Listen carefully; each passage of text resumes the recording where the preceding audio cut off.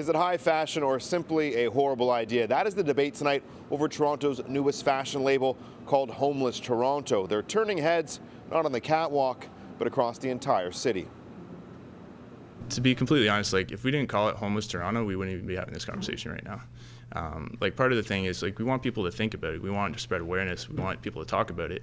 And the conversation is in full flight. Their threads range from, quote, ragged crew neck and hoodies to tees and sweaters with the slogan, Homeless, Explore More, to tin cups, which read, Change Please. Prices range from $135 to $20. People are talking about it, and I think that's what's important. Co-creator and designer Trevor Nichols says for the last 2 years, he himself has been on and off the streets. Spent time, sleeping on couches, sleeping in my car in Walmart parking lots, finding free Wi-Fi at McDonald's, Tim Hortons, try to get my business operational. And, I still don't have a permanent place of residence. I'm still paying off debt.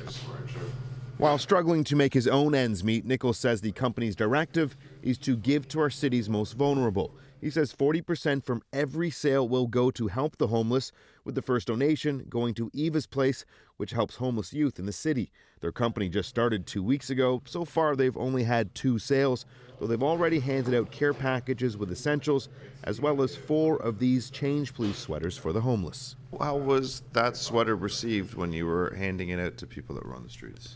Pretty well. I think everybody was totally down with the message. You are taking advantage of a group of people by making a profit. That's wrong. We brought the new company to the attention of Haven Toronto, formerly the Good Neighbours Club, a men's drop-in centre, which has been serving some of Toronto's most vulnerable for more than 80 years. It may be a nice idea in principle, but it really is limited in what it's going to achieve. Also, some of that could just stigmatize the community even further. On social media, some have sounded off saying the Toronto company is glamorizing homelessness for profit. They can say, this is terrible, you're profiting off this idea, but we're making the clothes and stuff to give back to people. And I feel like a lot of these people that are just talking, what are they doing? What are they doing to give back? Laura Monteiro, the executive director of Haven Toronto, is calling on the label to come and sit down with the Toronto Homeless Alliance. It's a group of more than 150 shelters which get together for annual meetings. He's asking that they come, they sit down, they talk about exactly what they're doing. It's something Homeless Toronto says they'd love to do. There's more to this story.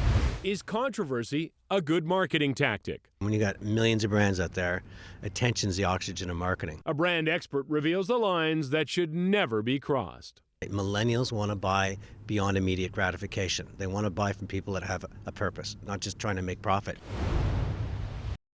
But one of Toronto's leading marketing experts says if you don't have an idea on how you can help the homeless, perhaps it's time we get behind this controversial company. They're tapping into an insight. Millennials want to buy beyond immediate gratification. They want to buy from people that have a purpose, not just trying to make profit. So he's tapping into that. The second thing, he's very controversial. Going after this is his sort of theme, creates a lot of anxiety with people, but at the same time, people are paying attention. And when you got millions of brands out there, attention's the oxygen of marketing. Will he give this back? I love it if he does. I love it if that's his true intention. He came off the streets. He wants to give something back. What do you say to the countless people that are hating on him on social media that are saying he's profiteering off of homelessness? Give more of your money away to get people off the street. That's what he's doing. He's trying to get people off the street, and he has to do something that's going to create some angst, and so people will pay attention. And if people pay attention, they might buy the product. Of course, he's going to offend some people, but I don't think, if you look at his Facebook page, his story of him being homeless, I don't think he was trying to offend. He was just trying to let people kind of know what the people on the street are crying out for every day and raise awareness to it. With a business like this, as controversial as it is, could it be successful?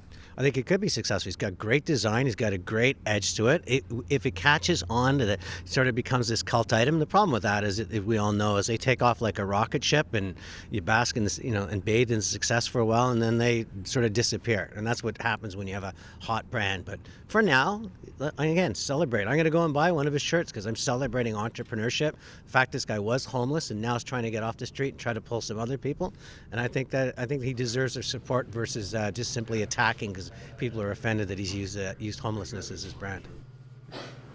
As for the co-founder and designer of Homeless Toronto, Trevor Nichols says he hopes to make the brand a household name, not just here in the Big Smoke, but in other major cities across North America, so he can hopefully help their homeless as well.